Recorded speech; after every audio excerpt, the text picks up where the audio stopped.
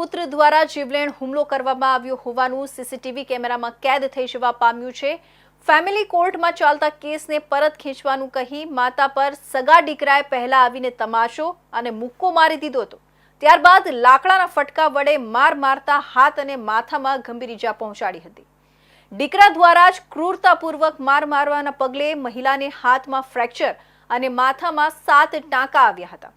માતાએ દીકરા અને જેઠના દીકરા સામે ફરિયાદ દાખલ કરતા બંનેની ધરપકડ કરી હતી। મોટા વરાછા વિસ્તારમાં 42 વર્ષીય વિધવા હેમાલીબેન પિયરમાં માતા અને ભાઈ સાથે રહે છે। હેમાલીબેન માર્કેટિંગની ઓફિસમાં કામ કરી પરિવારને મદદરૂપ થઈ રહ્યા છે। 2012માં પતિનું અવસાન થયું હતું અને સંતાનમાં એક દીકરો છે જેની ઉંમર હાલ 18 વર્ષની છે, જે હેમાલીબેનના જેઠ સાથે રહે છે અને તેમને પોતાના દીકરા સાથે મળવા પણ દેવામાં આવતો નથી। આશરે 5 વર્ષ પહેલા દીકરાનો કબજો મેળવવા માટે સુરત ફેમિલી કોર્ટમાં કેસ કર્યો છે, જે કેસનો ચુકાદો હજી સુધી આવ્યો નથી। ગત 31 માર્ચના રોજ મોટા વરાછા ખાતે નોકરી પર ગયેલા હેમાલીબેન મોપેડમાંથી પાણીની બોટલ અને ડાયરી લેવા માટે ગયા હતા।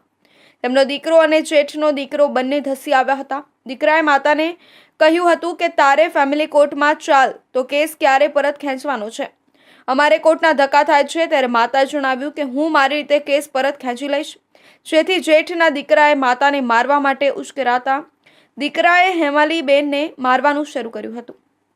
દીકરાએ પહેલા અપશબ્દો કહી માતાના ગાલ પર એક તમાચો મારી દીધો હતો। ત્યારબાદ મોઢા પર મુક્કો મારતા માતા ચક્કર ખાઈને જમીન પર ઢળી પડી હતી। એટલે જ ન અટકતા દીકરો લાકડાનો ફટકો લઈ આવ્યો હતો અને આડેધડ માતાને મારવા લાગ્યો હતો, જેમાં માથા અને હાથ પર ઘા મારતા ગંભીર ઈજા પહોંચી હતી। આ ઘટનાના પગલે આસપાસથી લોકો દોડી આવ્યા હતા। હેમાલીબેનનો દીકરો અને તેના જેઠનો દીકરો બંને ભાગી ગયા હતા। દીકરાના હુમલામાં ગંભીર રીતે ઈજાગ્રસ્ત થયેલા હેમાલીબેનને તાત્કાલિક ખાનગી હોસ્પિટલમાં ખસેડવામાં આવ્યા હતા, જ્યાં દીકરો દ્વારા તપાસ કરવામાં આવતા એક હાથમાં ફ્રેક્ચર અને માથામાં 7 જેટલા ટાંકા લેવાની ફરજ પડી હતી। ત્યારબાદ હેમાલીબેન દ્વારા ઉત્તરાણ પોલીસમાં પોતાના દીકરા અને જેઠના દીકરાની વિરુદ્ધ ફરિયાદ નોંધાવી હતી। ઉત્તરાણ પોલીસ દ્વારા આ બંનેની ધરપકડ કરવામાં આવી હતી, જો કે આ બંનેને ગણતરીના કલાકોમાં જ જામીન મળી ગયા હતા।